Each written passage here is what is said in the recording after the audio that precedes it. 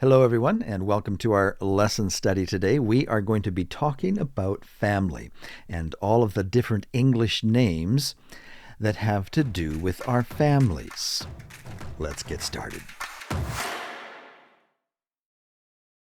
Now, as I was thinking about how I would teach family names, I thought maybe the best way, the easiest way, the most interesting way would be to tell you and introduce you to my family. And so I would like to introduce you to my wife, TK. This is my wife, TK. Her real name is Chu Con. She's from Vietnam. And people here in Canada, where we're living now, have a little difficult time pronouncing her name. So she's just made it easy for everybody to remember and be able to pronounce. And so her name, she goes by TK. She answers to TK. And many of you may already know her because she also teaches English. And you may have seen her on YouTube. She's a YouTube star. But she is my wife. And, you know, over the years, as I've traveled around Southeast Asia and actually lived in Vietnam for about 5 years, I have found that at least the Southeast Asian language groups seem to have a hard time saying wife. I have found that people seem to have a hard time finishing the word. Instead of saying wife with an F sound, wife, they usually just end up saying Y. Y. Instead of wife. They need to finish up. I remember when I first started filming in Cambodia, I would hear people say things like, my wa la rai. And because I was new to languages in Asia, I didn't quite catch what they were saying. My wa la rai. Well, it turns out what they were saying is my wife likes rice. My wife likes rice is what they were trying to say in their broken English. But they weren't finishing up. They needed to finish the words for beginning travelers, at least, to understand. My wa lai rai. So maybe listen to yourself as you repeat this word, my wife. Make sure you're finishing up. My wife. TK is my wife. What is the name of your wife? I'm talking to the guys now, right? What is the name of your wife? Say it. My wife is, and then say your wife's name. TK is my wife. I am her husband. Husband. I am her husband. Together, we have 2 children. We've had 2 babies. One is a boy. His name is Joshua. Joshua is our son. Joshua is our boy. He is our son. And we also have a girl. Her name is An An. And she is our daughter. Daughter. She is our daughter. And they call TK their mother. TK is their mother. mother, or mum. Mum. I am their father. Father. Or easier, dad. I am their dad. In fact, there are many different types of words for both mother and father, and I'm sure it's the same in your language as well. In fact, I kind of have a theory that the short, easy words for mother and father, at least in English, and I'm curious to know if it's this way in other languages as well.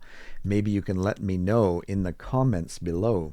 But I kind of have a theory that in almost any language, the short version for mother or father comes from the syllables that babies speak when they're first starting to speak. You probably know, if you've had a baby, that they are often saying something like mum, mum, mum, mum, mum, mum, mum. And of course the mother is probably going to say, well, she must be calling me. And that's probably how we get our English name Mum. It's spelt differently in different English-speaking countries. Some call it M-U-M, mum, or also it's seen as mom, M-O-M. And it's the same. You've probably heard a baby say da, da, da, da, da, da, da. And of course the father is going to say, well, baby must be calling me, right? And so I kind of think that's how we got our English name Dad, for the father of the baby. Let me know in the comments below if it's the same in your language, if the common name for mother and father are close to some of those one-syllable verbalations that babies make. I'd be curious to know if it's the same in your language. Mum, mum, mum, dad, dad, dad, dad. But the more formal name, I am their father. Father. TK is their mother. Mother. Now, I have 2 daughters from a previous marriage. Their names are Michelle and Sarah. They would be half sisters to Joshua and An-An. Half sisters. Did we even talk about the relationship between Joshua and An-An? An-An is Joshua's sister. Sister. And Joshua is An-An's brother.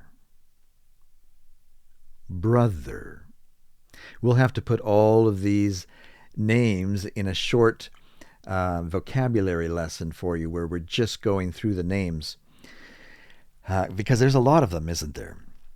So, sister, and my 2 older daughters, Sarah and Michelle, are half sisters to Joshua and An-An. Now, my older children have also had babies. They're not babies anymore. In fact, let's introduce you to 2 of my grandchildren. Grandchildren. We had children.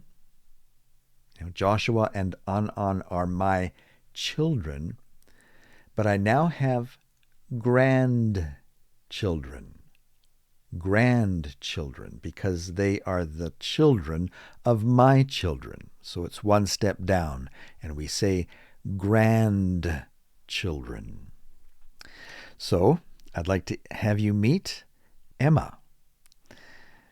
Emma is my granddaughter.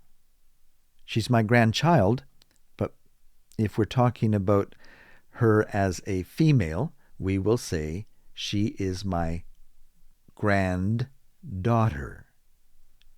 Granddaughter. She's my grandchild. She is one of my grandchildren. If we think about all of the grandchildren that I have, she's my grandchild and she's my granddaughter. Granddaughter. And I'd also like you to meet her brother. His name is Owen. Owen. You can see they're not babies anymore. They are growing up. In fact, Owen recently had his 18th birthday, and so we now consider him to be a man. And Emma is 20, recently turned 20, and so they are not babies anymore. Now, they call me Grandpa. Grandpa. That's kind of an informal way of saying it in English. The more formal way would be grandfather. He's my grandfather. Grandfather. So we have father, but we just add a grand in front of it. Grandfather. That's one step down in fatherhood. Grandfather.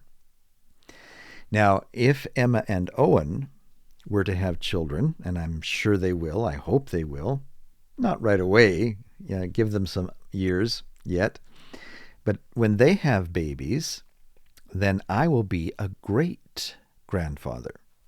The babies, once they start talking, probably won't call me great-grandpa, but that would be the formal relationship. I would be their great-grandfather. They would probably just call me something endearing like Bubba. That's what Emma called me for so many years when she was young, Bubba. And a lot of times children come up with special names for their daddy and for their grandpa. And but we're teaching you the more formal names in this lesson. Perhaps in another lesson we'll get into all of the colloquial names that have come up, so that when you hear people talking about grandpa or just pa, you'll know what they're talking about. Pa is one way that people talk about their father, or they talk to their father. Pa, can I go out tonight? Pa. So there's lots of names that we could talk about, but we'll maybe leave that for another lesson. I want to talk to you about our relationship with siblings for a moment. I have 3 siblings, 2 brothers and 1 sister. So when I was growing up, there was 2 other boys in our family. Maybe I'll introduce you to them. One is Dave, and then my other brother is Russ. Dave and Russ are my brothers.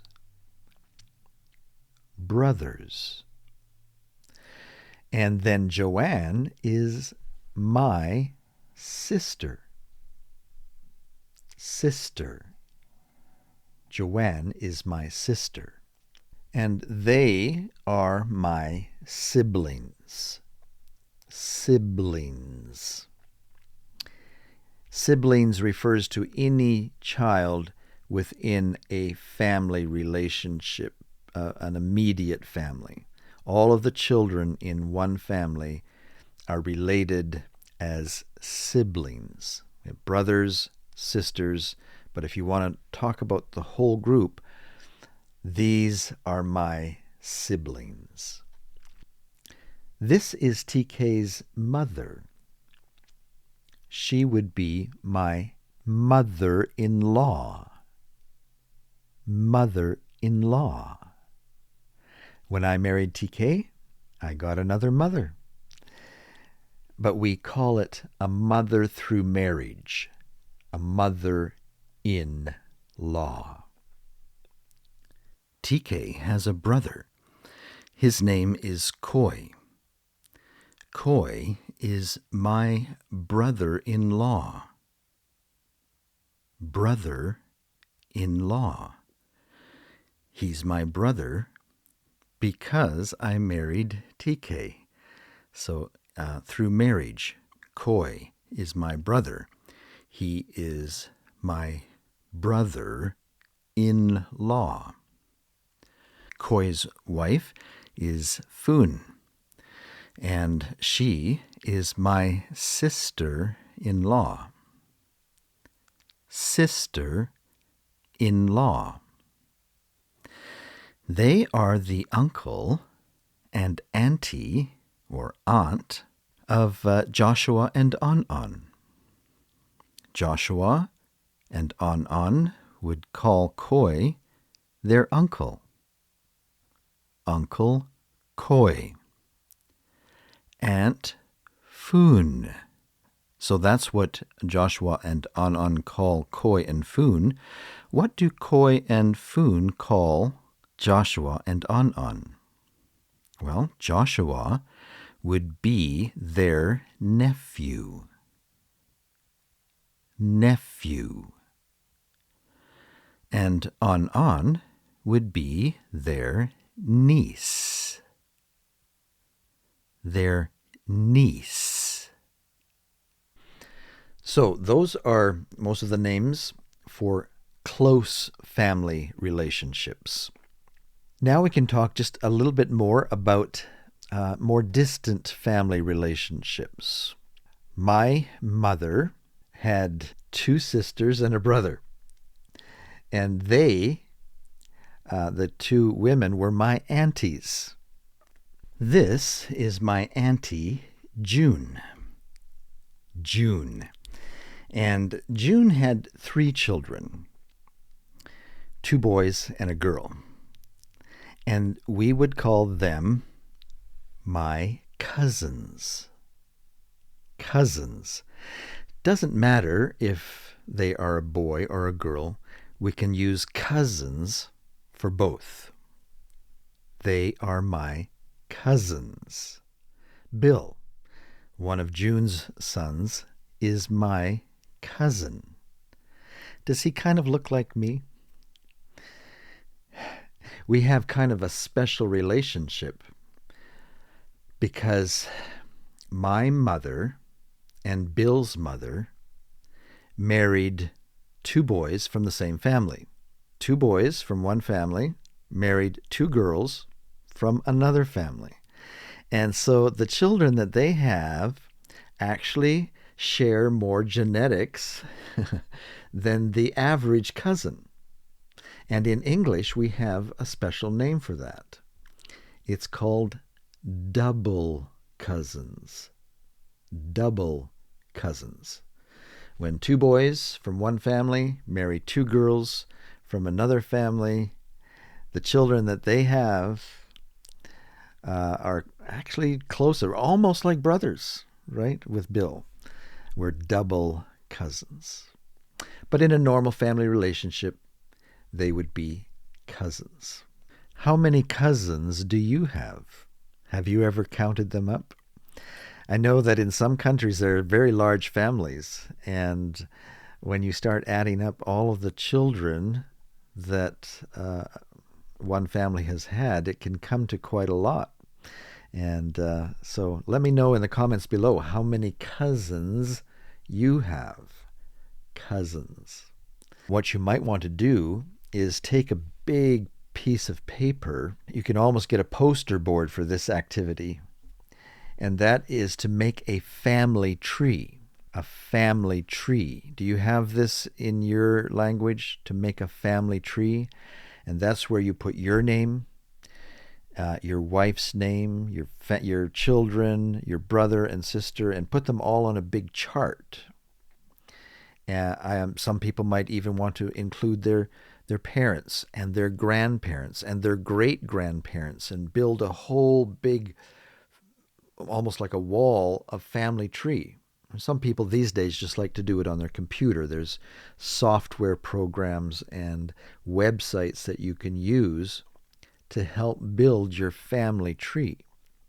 But if you do this with your family members, make your own family tree, and when you do that, make the family tree using the English names.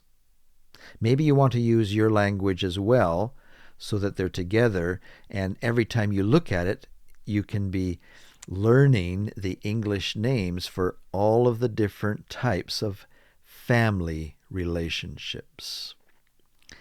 We've learned a lot today, haven't we? We've learned a lot of different family names. And so we'll have to create maybe just a short vocabulary lesson where we just say all of the names, and you can practice saying them one right after the other. And then maybe come back to this lesson so that you make sure that you're connecting the right English words with the right relationship, right? Okay, well, I hope that helps you know and understand the English names when you're now talking to your friends and they ask you about, they'll often ask you, do you have any siblings? And now that you know the meaning for siblings, you know that they're asking, do you have any brothers or sisters in your family? Do you have any brothers or sisters? Do you have any siblings? That's what they're asking. Do you have a brother, a sister? Tell me about your siblings. In conversation, they might ask you, do you have any children? And now you know you can say, yes, I have a daughter and 2 sons. I have 1 daughter and 2 sons, or whatever you have. You know how to answer the question now. If you're a little older like me, in conversation, people might say, do you have any grandchildren? Grandchildren? Well, now you know how to answer that. Yes, I have 5 grandchildren now, and another on the way, you might say. Now, people wouldn't normally ask, how many husbands do you have, right? In some countries, it's okay to ask, how many wives do you have? In many of the countries that I visit, men often do have 2 or 3 wives. And so when I'm interviewing them, I might ask them about their family. How many wives do you have? But it's very unusual to have it the other way around.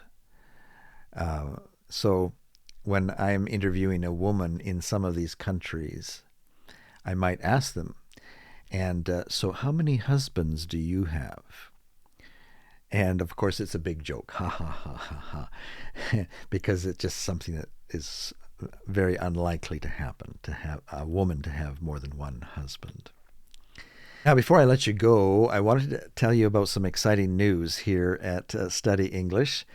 TK and I have launched a website. It's live. It's a lot of people are already signing up, and I want to put the website address at the bottom of the screen here and invite you to come check it out.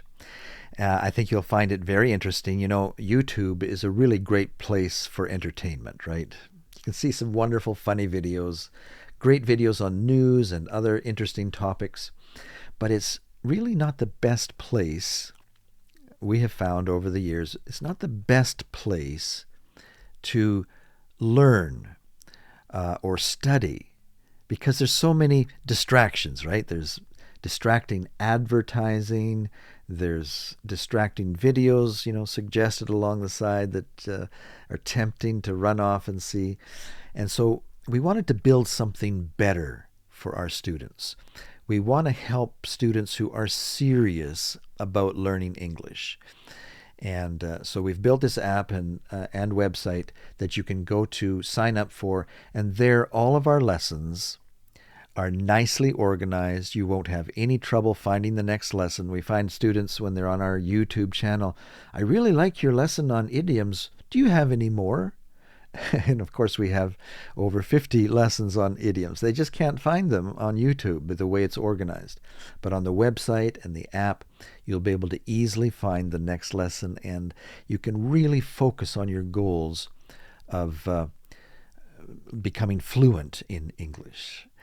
And in addition to the website that we have the URL listed on the bottom here, something very exciting is we are also bringing our lessons to a phone app. You can now study either with TK or myself on your smartphone. Doesn't matter whether it's Android or Apple. Very soon, I think it's another 2 or 3 weeks before it's approved by Apple and Android, you'll be able to download the apps and study with us right on your smartphone. And I think you'll find that very helpful.